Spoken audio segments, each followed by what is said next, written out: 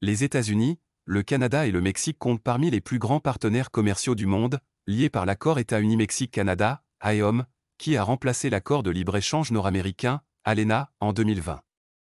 Malgré l'importance de cette relation, des différences entre les trois pays persistent, principalement en ce qui concerne le commerce, l'immigration, les politiques environnementales et l'énergie. Ces dernières années, les tensions se sont intensifiées entre Washington, Ottawa et Mexico, soulevant des questions sur l'avenir de la coopération régionale entre ces pays. Sommes-nous face à une crise passagère ou les relations entre ces trois pays sont-elles sur le point d'entrer dans une nouvelle phase d'affrontement diplomatique? 1.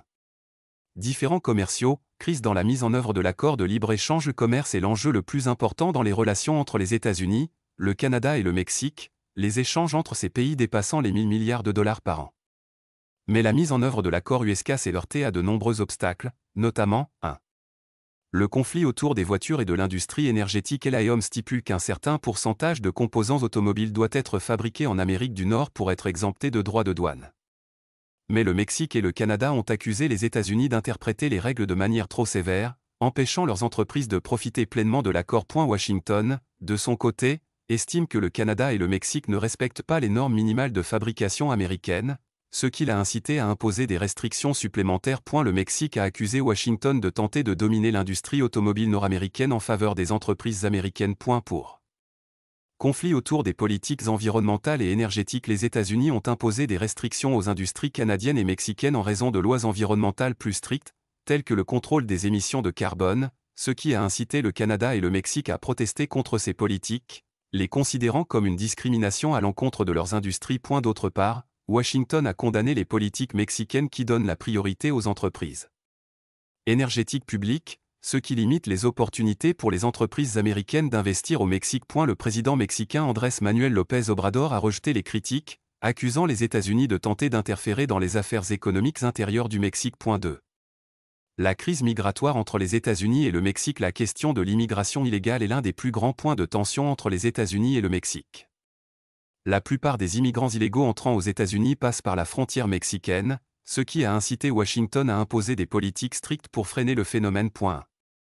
La politique d'immigration de Biden et l'administration de Joe Biden a tenté de conclure des accords avec le Mexique pour réduire le nombre de migrants, mais le gouvernement mexicain n'est pas toujours aussi coopératif que Washington le souhaiterait. Le Parti républicain aux États-Unis accuse Biden d'être indulgent envers le Mexique et de ne pas exercer suffisamment de pression sur lui pour arrêter le flux de migrants. Pour la politique du Mexique à l'égard des migrants. Le Mexique, pour sa part, subit également la pression des migrants en provenance de pays d'Amérique centrale comme le Guatemala, le Honduras et le Salvador, ce qui l'empêche de contrôler totalement ses frontières. Washington a parfois utilisé la menace d'imposer des droits de douane sur les produits mexicains comme moyen de pression sur le gouvernement mexicain pour qu'il prenne des mesures plus sévères. 3. Tensions entre les États-Unis et le Canada, différences diplomatiques et économiques. Bien que le Canada soit considéré comme l'un des alliés les plus proches des États-Unis, les relations entre les deux pays ne sont pas sans problème.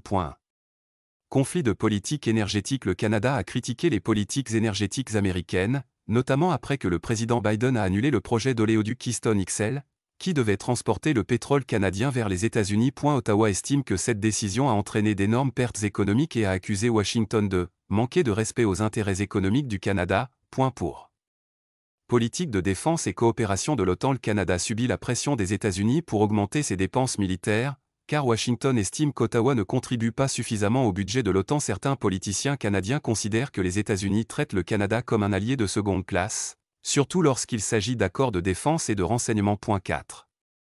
Sommes-nous confrontés à une véritable crise entre l'Amérique, le Canada et le Mexique? 1.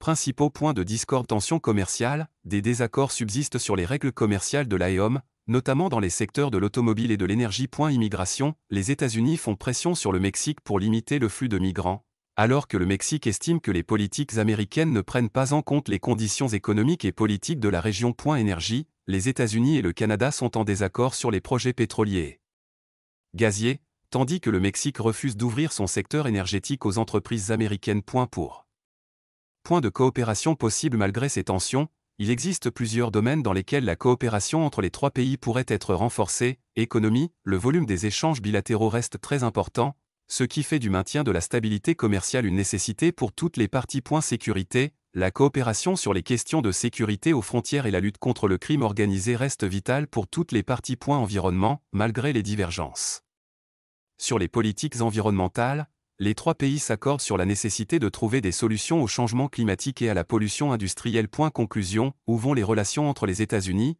le Canada et le Mexique, malgré les tensions croissantes? Il est peu probable que les relations entre les États-Unis, le Canada et le Mexique se terminent par une crise diplomatique grave, car les intérêts économiques, commerciaux et stratégiques restent plus forts que les divergences. Toutefois, la gestion de ces crises nécessite davantage de dialogue diplomatique et de concessions, notamment sur les questions d'immigration, de commerce et d'énergie. Si les trois parties ne parviennent pas à trouver des solutions satisfaisantes, les tensions pourraient s'intensifier, affectant négativement la stabilité de la plus grande région commerciale du monde.